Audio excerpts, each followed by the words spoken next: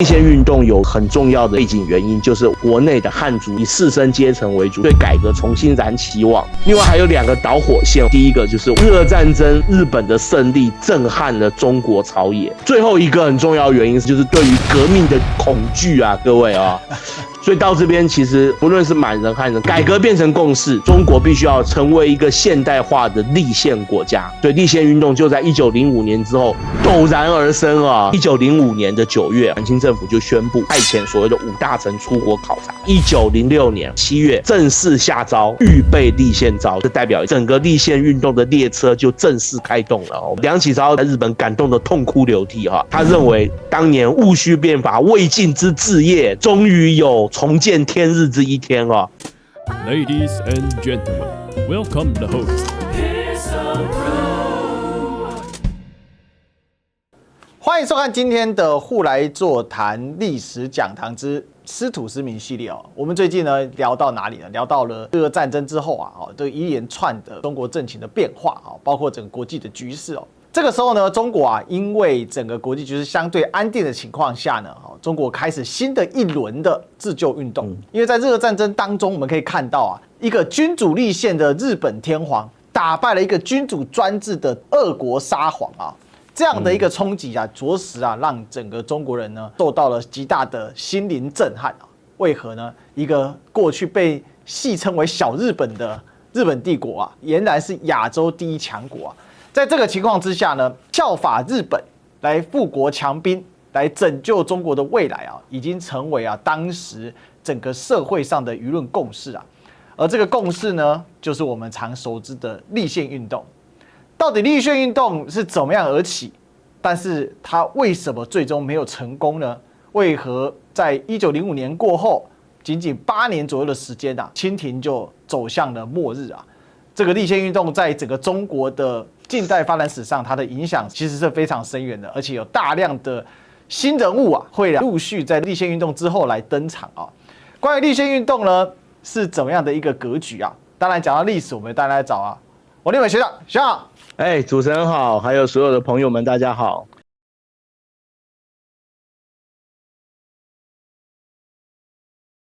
是像前一阵子啊，我们从日俄战争聊到普兹茅斯条约啊，条约签完之后又谈了一下国际局势哦，发现了中国突然之间转危为安啊，本来呢人人喊着要割肉啊。突然之间呢，压力顿减了。因为我们上次也聊过曾子厚新政哦，老太太最近感觉起来低调了不少哦。那到底这个立宪运动当中呢，老太太又在干嘛呢？我们是不是先从立宪之后的整个满清格局啊，稍微讨论一下，为什么会走上立宪这条路呢？好的，立宪运动这也是历来以来尤其是80年代晚期以来，研究中国近代史的人很喜欢去专注的一个问题哈。为什么呢？因为立宪运动有2个很重要意义在里面。第一个就是未来中国发展方向的决定性运动，到底是要透过体制内的改革，还是要透过体制外的革命哈？这就是一个很大的抉择，对一个古老的民族来说，对不对？这是第一个啊。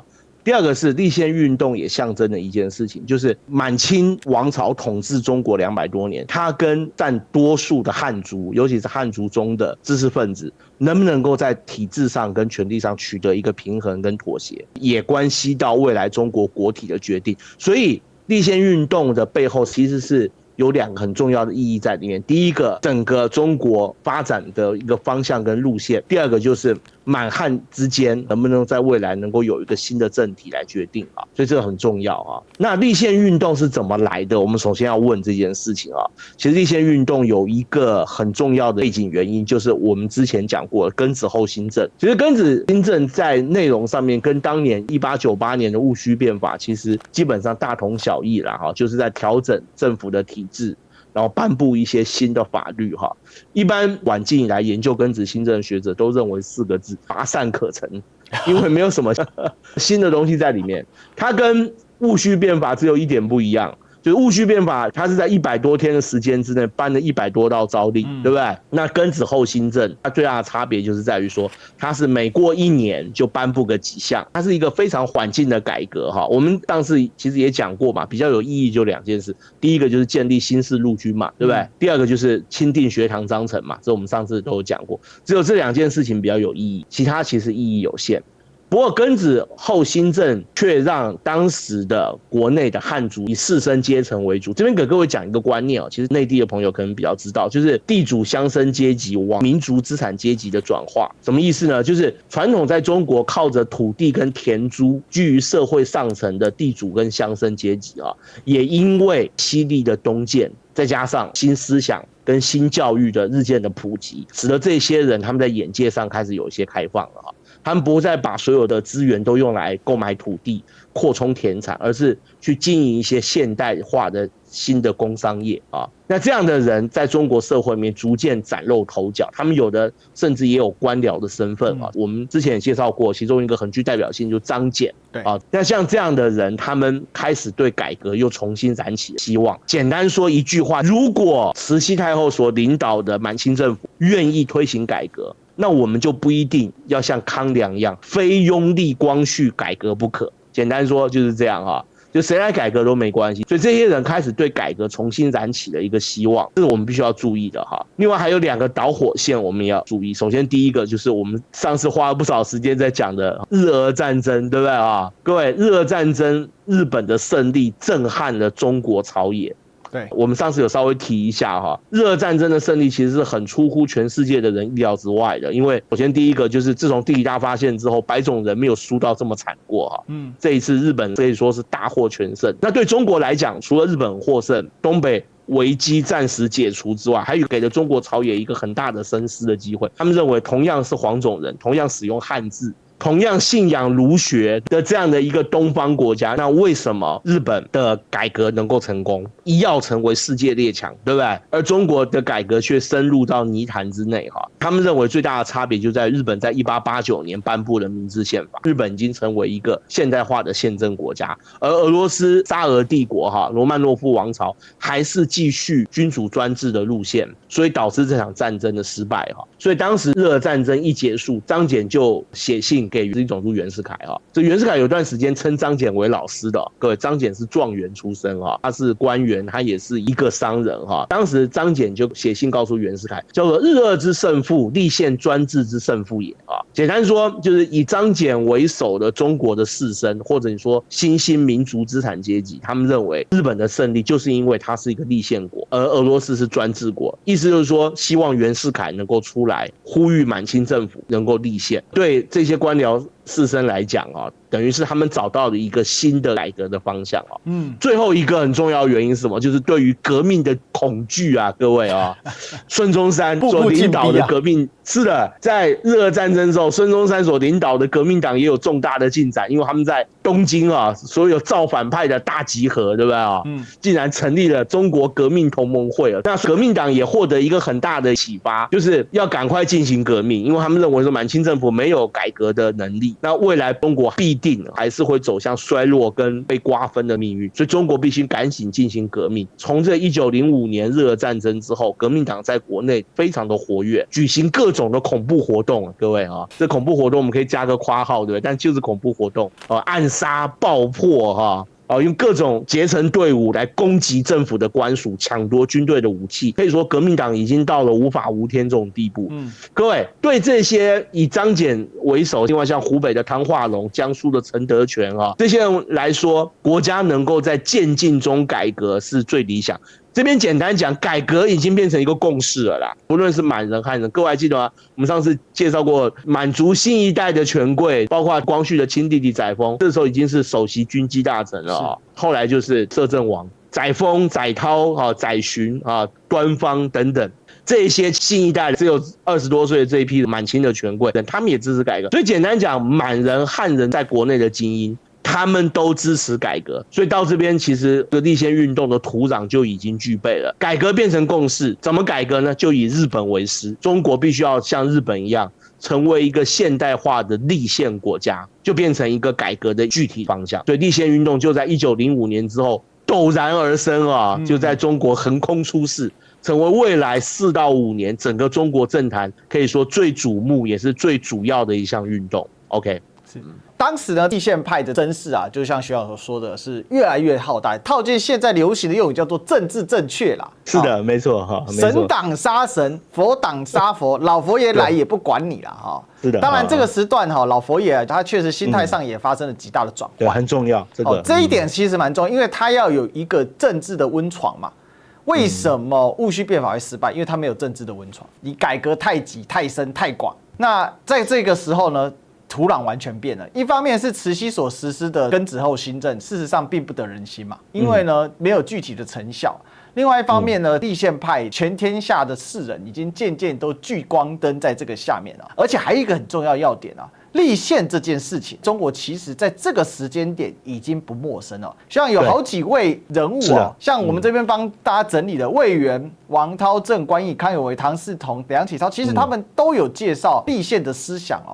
这个土壤是怎么形成在这一块？我告诉各位哈，其实台湾的中央研究院近代史研究所以及中国大陆的一些学者，其实都有对这个问题做过长期的研究。其实早在鸦片战争之后，就已经有中国人提到所谓立宪这样的观念了啊。最早最具代表性就是我们在画面上看到的魏源。魏源他推崇两个政治，一个就是英国的议会制跟英国的宪政制度啊，第二个就是他很推崇美国的联邦制。他认为唯有下情得以上达，就唯有让老百姓有一个充分表达民意的机构，才能够使得朝廷的施政不会偏离于民意，这是很重要的一个观念哈。这个魏源，其他我们这样画面上看到这些人，像王韬、像郑观义、像康有为、梁启超、谭嗣同，在他们的著作当中都有专著或者专章在讨论所谓的君主立宪啊。不过立宪运动发生之前，这时候中国人对立宪还是有一点点混淆。什么混淆呢？实际上君主立宪其实也不是铁板一块，它有很多种，对不对哈？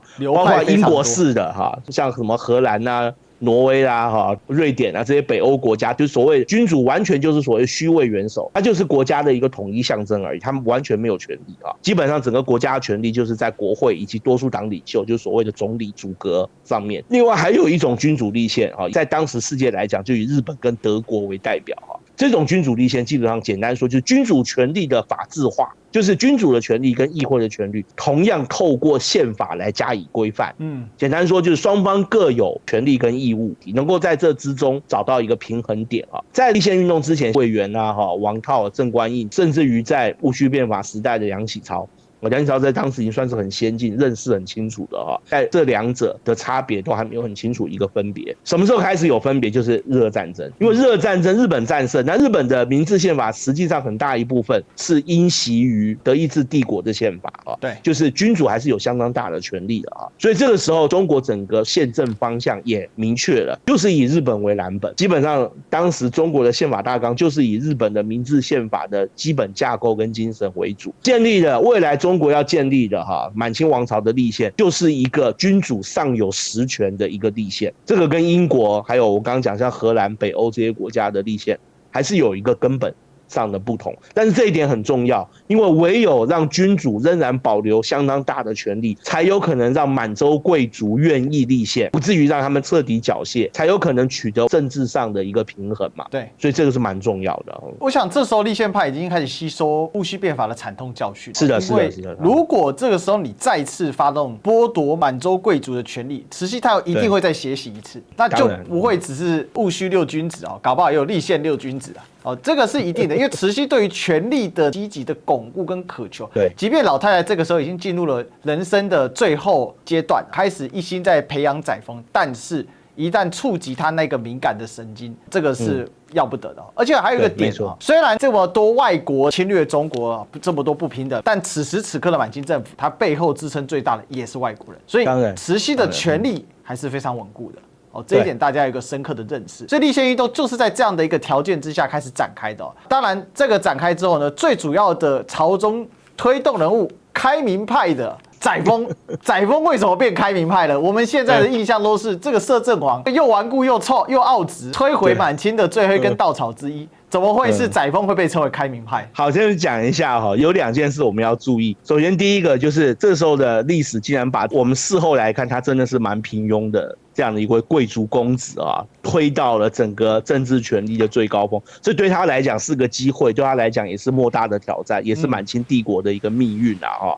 载沣我们上次有讲过，他因为到德国去道歉嘛，威廉2世接见过他，然后也对他有一些提点啊。载沣他那一次看起来是道歉，实际上等于是一次考察啊，所以他从德国回来之后，载沣的眼界有了很大的改变啊，他开始为满清帝国未来的政治结构做布局，他开始叫他的弟弟们到欧洲去学军事，到法国、到英国去学军事，未来让皇族来带领海陆军啊。同一个时间，载沣也开始进行改革哈。我们要知道一件事，其实这是当时很重要的一个特点，就是新一代的满族权贵支持改革。我想这边各位边听也可以边想一个问题，我们之后还会再讲，就是说为什么这个时候改革是全国的共识，可是改革最后却没有成功？这个值得我们去思考这个问题哈。那对载沣来讲，尤其是1902年之后，他升任军机处领班。各位请记住，这时候载沣才21岁，就担任军机处领班，大学3年级，领导整个满清帝国。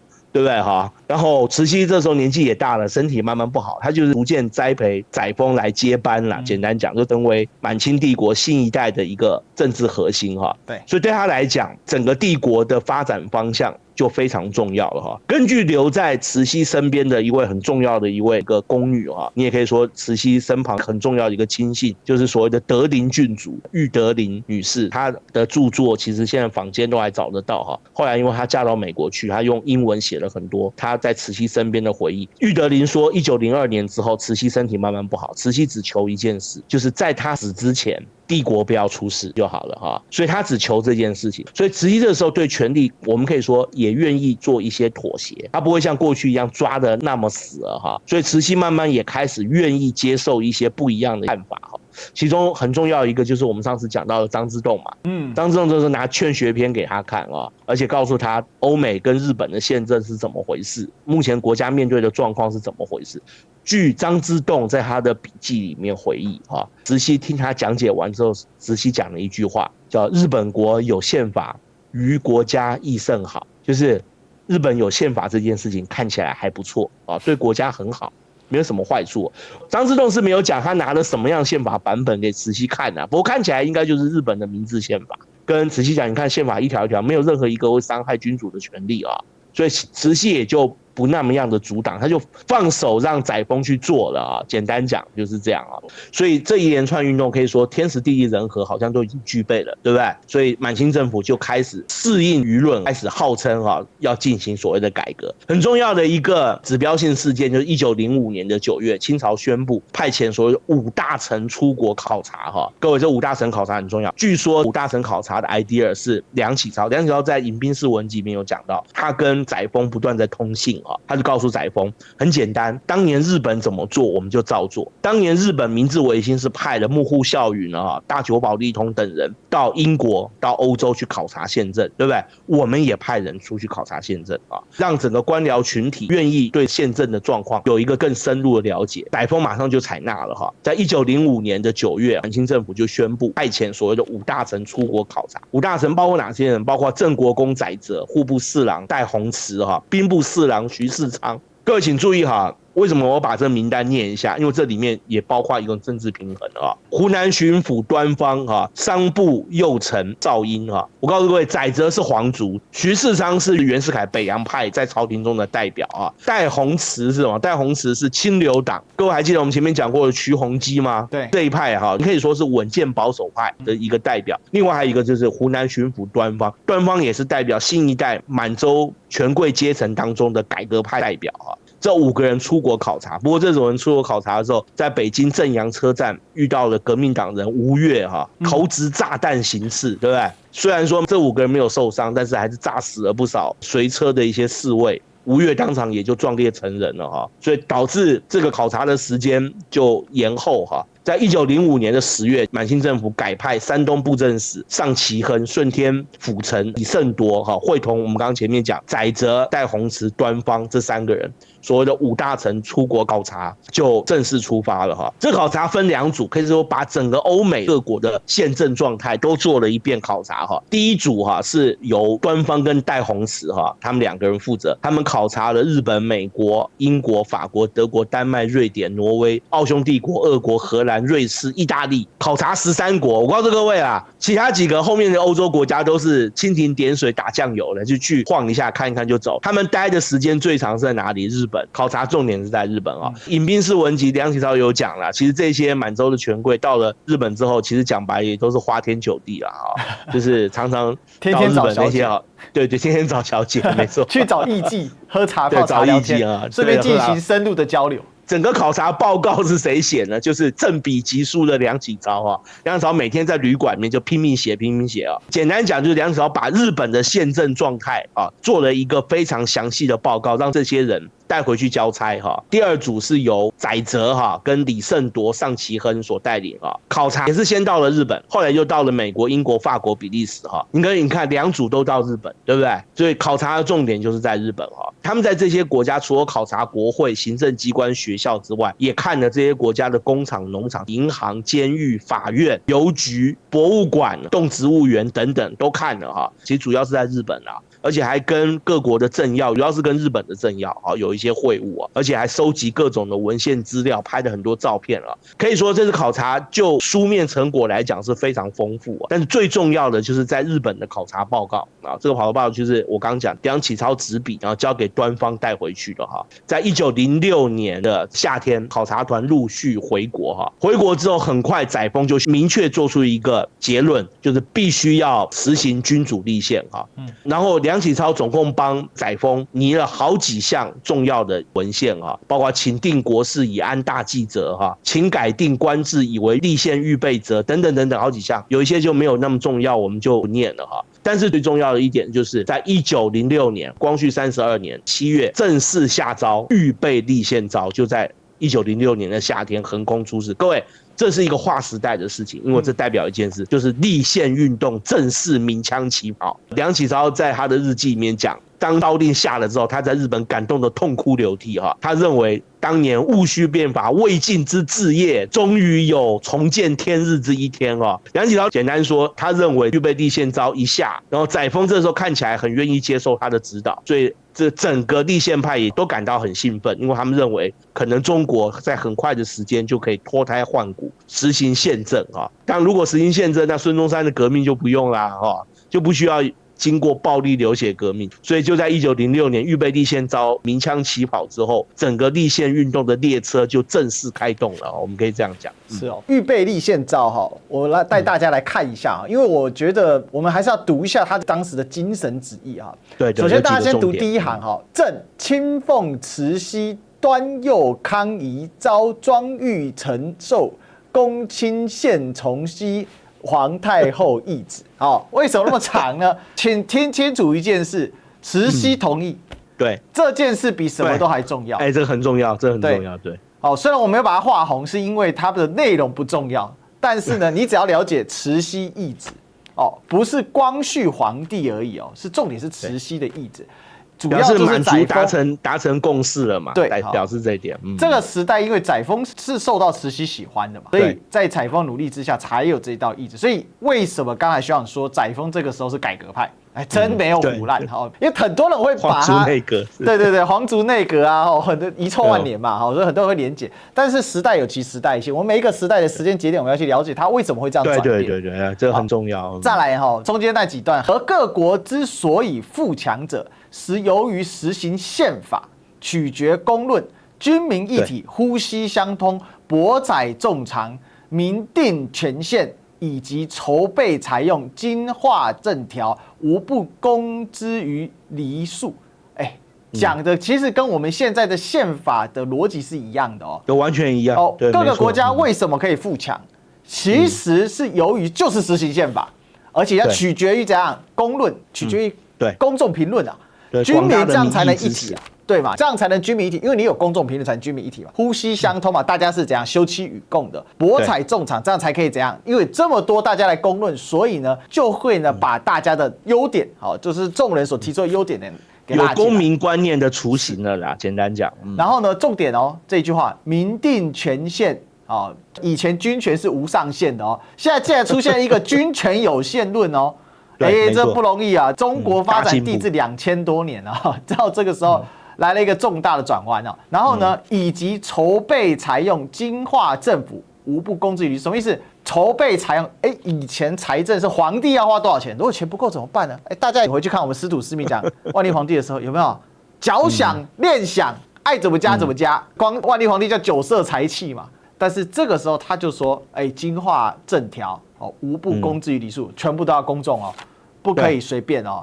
行政要透明，对哈。那财政呢要有权限的哦。再来哈，即应先将官制分别议定次第更章，并将各项法律呢详慎厘定，而又呢广兴教育，清理财务，整治武备，普设巡警，使声明明晰国政，以预备立宪基础。对，这里短短几句话，又把立宪它所要具备的条件给写出来。所以预备立宪诏，当然这一定是梁启超的手笔啦。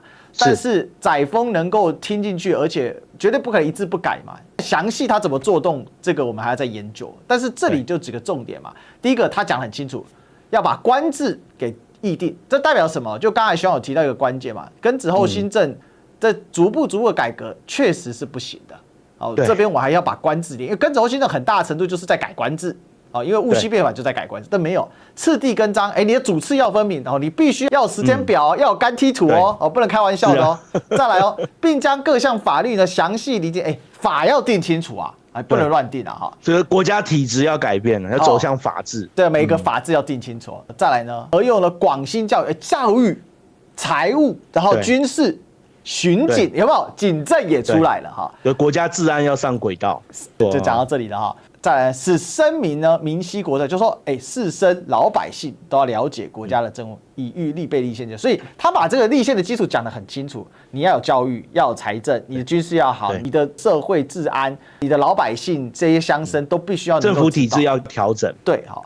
那最后讲到这个，这也是整个预备立宪里面的核心的逻辑在这里遵从秩序，保守和平，以备除立宪国民之资格，有后望焉。好，什么意思呢？遵从秩序，要有秩序代表什么？他在打革命的脸啊！意思就是说，我就跟革命就是不一样，我们是要保守和平。这个不是所谓保守派的保守，而是我们要保住、守护和平。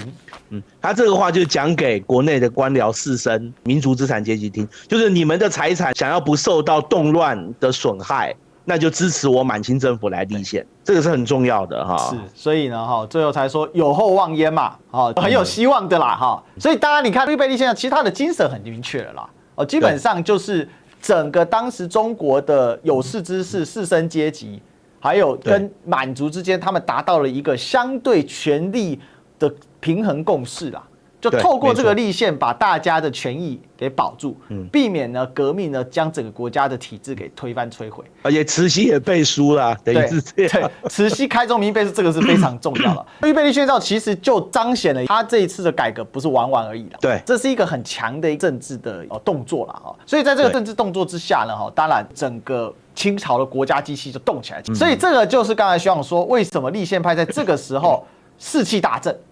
对，因为真正意义上的立宪的机会这个大门在这个时刻终于撬开了是的，没错，所以整个立宪运动的基本结构就是以梁启超为一个精神跟指导的一个导师然后指导满清贵族来做改革的运动，再由地方上的这些中国的国内的这些官绅们包括我们刚刚讲像张謇这些人来加以配合实行。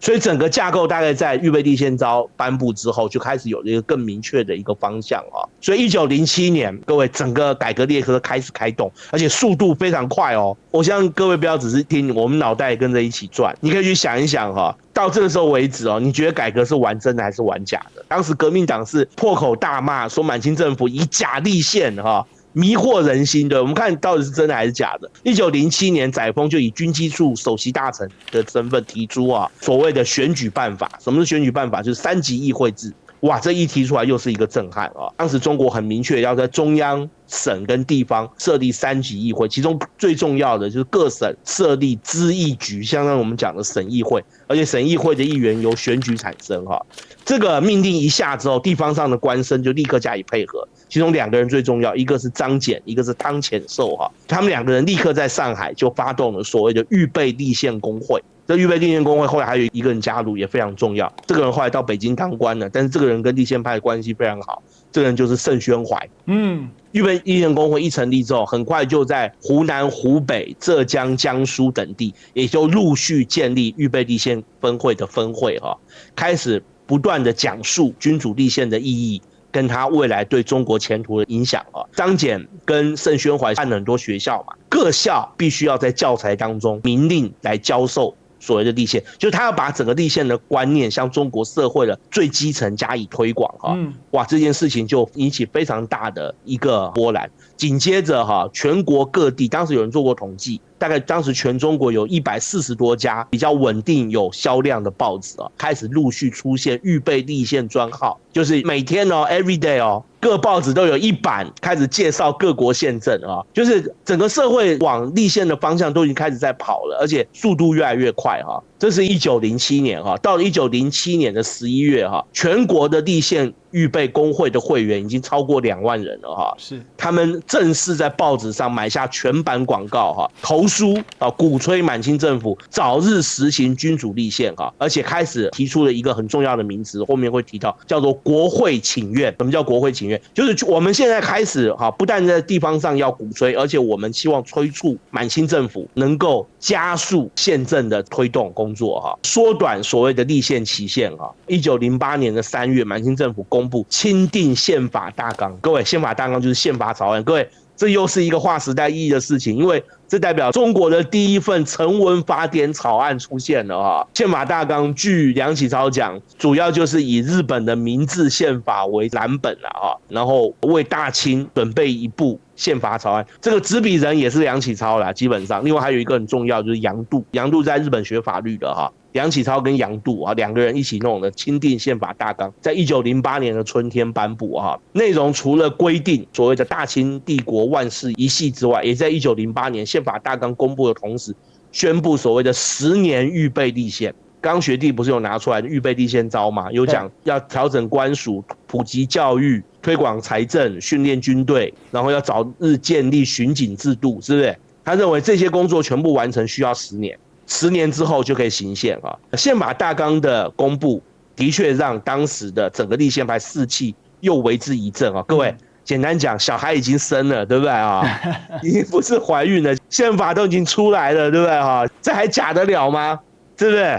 就算是假的也假戏真做了但是一方面他们感到兴奋，二方面也有一点失望。为什么？10年预备立宪太久。1907年公布所谓的选举，是说1909年要举办嘛那他们认为一开始1909年一举选举结束之后就要立刻立宪所以稍微有点失望。不过他们还是在做选举的准备终于在1909年的9月由当时全中国各省举行了中国近代史上第一次地方民意机构选举，就是各省的咨议局选举，在1909年的9月颁布这次的选举，选举人跟被选举人都有很严格的财产和资格限制，比如说他们要有一定的财产、学历，或者是读过新式学堂，或者是有举人以上的公民另外就是当然也只限于年满35岁的男性各位35岁，在当时35岁已经是中年接近老年了，对不对不过各位请注意一件事，近代以来很多人在批评这件事，说满清政府这个选举门槛定得太高。当时有人算过，全国有选举权的大概只有14万人，有被选举权的大概只有6、7万人，很多人这样批评啦。但是我们要知道一件事，各位，这个时候19世纪末20世纪初，这时候全世界的选举都是以有限民权为主流，都有财产限制，对，而且都有财产限制女性没有参政权。世界上第一个女性参政的是什么？是纽西兰，在19世纪末嘛。那像是欧美主要国家一次大战以后的，都是一战以后，而且还是因为一战当中男人去打仗，所以女人当家嘛，女人当家在后面贡献良多才逐步取得选举权。所以我觉得公道的讲当时的中国不可能超出时代背景太多，这个大家了解。还有我们刚才讲到出洋五大臣他们去看的时候，那个民权就是长那个样子我们在讲，对，讲得好，没错。看到就是财产限制嘛，教育限制。这美国到了很晚近还在搞教育限制我告诉你，我们今天讲一人一票，票票等值这种所谓全民普选，各位时间非常的晚美国到什么时候才做到全民普选？各位知道吗？1966年，是南方的9个州吧，才让黑人有投票权。1967年。黑人就可以投票。各位，你看，黑人到美国立国快200年才有投票权。黑人是在美国立国之前就存在的族群啊。是的啊，没错啊哈。所以你看，所谓的全民普选是很晚近才有的概念啊。所以这个时候，20世纪初的中国的选举有严格的财产跟资格限制，这是很正常的，我们可以这样讲。因为你不可能期待载沣是个时间穿越人嘛。哎呦，他做到这样已经不容易了。所以讲到现在，刚才学长那灵魂拷问啊，到玩真的玩假的，好，这个大家就去了解这个概念哈。那我们最后带大家来看一点东西啊，这个要拿出一些硬货嘛。我刚才讲到的钦定宪法大纲啊，君上大权。什么君上大权？因为它第一章就是君上大权，讲的就是皇帝啊。为什么说他们采用的是日本式的呢？好，这很明显，第一条。大清皇帝统治大清帝国，万世一系，永永尊代。好，我们翻出来日本帝国宪法，好，这是明治版的啊。大日本帝国由万世一系之天皇统治之，完全对照。再来呢，哈，这里面也有一些有趣的哦，比如说你看哦，第3条啊，钦定颁行法律及发交议案之权，凡法律虽经议院议决而未奉诏批命准颁布者，未见实行。什么意思？军权很大哦。军权今天你议院通过，抱歉哦，对，我没有批准，对，那不能实行。这就是一个军权，它是刚性军权。像英国哦，我跟大家说，英国在光荣革命之后呢，英国在光荣革命之后有个很大的改变，就是它的军权是自我节制啊，对，它是逐步越来越限缩，但是它是自我节制的。对，因为英国就经历过几次革命嘛，清教徒革命、光荣革命等等，但是这种自我节制是让英国的虚军元首是这样，跟日本的这一种所谓由明治天皇带动的改革，然后来形成的这样的法律是根本不同的哈，有很大的差别。对，那再来呢，我们再讲几个了哈，好，它这里还很好玩哦。比如说第4条，召集开闭、停展、解散之时，即令国民重新选举。皇帝可以自己解散议会啊。对，那皇帝可以宣布国会解散重选。对，他不用重选，但是议会要重选啊。还有呢，第7条，宣撰讲和、订立条约、派遣使臣、受使臣之权、国交之事，由君上亲裁。什么是国交之事？外交啊。对，外交是不是？没错。然后宣战是什么？宣战就是军事啊，国防军事大权。这个传统上这个是总统的权利啊，但是呢，它一样是由皇帝来进行的哈。不过它还是有些进步的点啊哈，例如说第10点啊，总揽司法权，钦定法律行之。来咯，不以诏令随时更改啊。这个很不一样。中国2000年的皇权就是，虽然国家定有法律，但皇帝随时可以改。对，这代表法律在皇帝的诏书的权利之上。是，所以这叫什么？这叫有限军权，而法律要通过议会。没错，这就是这样了。议会通过，皇帝批了，你皇帝不能还打自己脸哦。你不能随便批了，你要遵守，没错。然后呢，司法之权超诸君上啊，有没有？然后再来，审判官有君上委任，代行司法，不以诏令随时更改者。所以你看，是他已经有一个部分司法独立了，我们可以这样讲。案件关系至重，故必以已经钦定为准。什么？就是已经颁布的为准了免涉分歧所以不能皇帝朝令细改了。再来第11条啊。发命令及始发命令之权为已定之法律非交议院协赞奏经钦定时，不以命令更改废止。所以你皇帝也不能随便废法律了啊！你要覆盖、要更改、要小法律为君上实行司法权之用，命令为君上实行行政权之用，两权分立。故不以命令改废法律。其实这两权指的就是一个是国家的法治，一个是君王的权利啊。这两者必须相辅相成，而不是说谁压在谁上面。所以刚刚学弟讲这几条很重要，就是透露了钦定宪法大纲上面很重要的一点，皇权必须要服从在法律之下。对，这一点是很重要的。这个时候就透露出了一个点啦，叫做有限皇权的一个出现了。那这个也是最早为什么当时必须要跟慈禧妥协，就在这个点上。当然我们必须说了，还是必须批判一些啦，就是说依然不够进步，所以当时很多人是并不满意的，这是事实。因为当时的清朝的国情跟日本的国情还是有相当的差距的。毕竟明治天皇带着日本上山下海自己说一节食，也要让海军发展起来，他有更高无上的威望。而老佛爷靠的是最后的余威载沣是完全没有什么威望。那载沣唯一的威望就是因为他是慈禧钦点的。对，他是光绪的弟弟啊，就这样，是唯一的威望就是这个啊。所以可以见得日本跟中国当时在整个时代的体系上有一个极巨大的差异啊。这也造就了立宪运动在发展到这个时候，虽然立宪风潮非常的兴盛跟繁盛，但是呢，为什么最终立宪运动失败？我认为噪音啊，其中一条就在这个地方啊，就俨然形成了一个非常大的隐忧了哈。